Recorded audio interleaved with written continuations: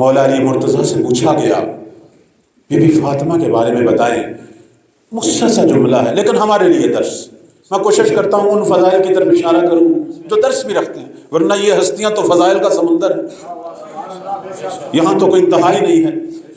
فرمایا میں اگر فاطمہ کی مختصر سی فضیلت بتاؤں تو میں یہی کہوں گا کہ فاطمہ وہ تھی جو اللہ کی راہ میں میری بہترین یاور و مددگار تھی. وقت کی حجت فرما رہے ہیں، وقت کی حجت. اور بی بی سے بڑھ کر کس نے نصرت کی مولا علی کی؟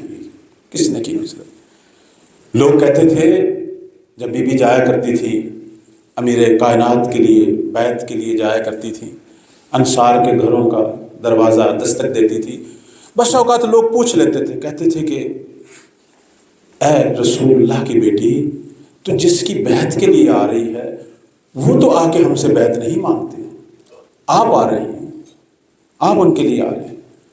تو فوراً فرمان سنایا کرتی تھی کہ میں نے اپنے بابا پیغمبر سے یہ سنا کہ مثل الامام مثل الکعبہ.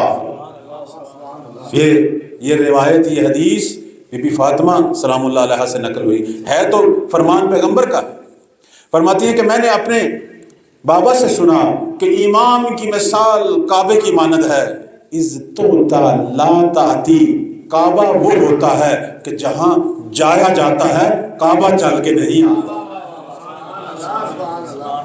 یعنی امام کی یہ عظمت یہ بی بی نے بیان کی، یہ عظمت ہے.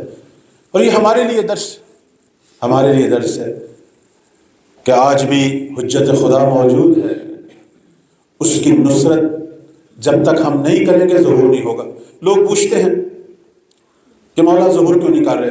لوگ انتظار کر رہے ہیں کہ مولا آئیں، خود ظہور کریں، مولا آئیں. بی بی پہلے ہی بیان کر چکی ہیں کہ تم کو علی کے پاس جانا پڑے گا، علی تمہارے پاس. اگر مہدی کا ظہور چاہتے ہو تو مہدی کو معرفت کے ذریعے ڈھونڈو، خود مہدی کے پاس جاؤ، خود اپنے امام کو ڈھونڈیں، اپنے اعمال میں، اپنے افکار میں خود مولا کو ڈھونڈو.